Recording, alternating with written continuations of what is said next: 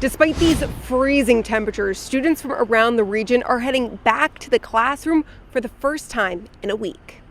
Allderdice High School students were bundled up head to toe for the first day back of in-person learning.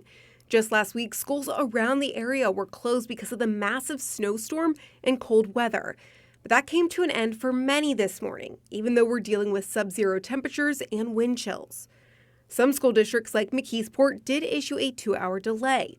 Others, like Pittsburgh Public Schools, West Jefferson Hills, and North Hills, welcome students back at their normal time. Now, we did reach out to several districts to find out why delays or closings weren't issued. Basically, what was different about today compared to last week. We heard back from Dr. Janet Sardin with the West Jefferson Hills School District.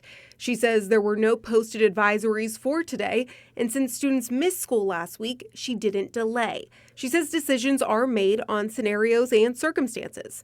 Many districts, though, caution families about getting to school, whether that be traveling safely or bundling up. And if you have any questions moving forward on if your school district has a delay or closure, you can find that information over on our website, WTAE.com. For now, covering Allegheny County and Squirrel Hill, Ava Rash, Pittsburgh's Action News 4.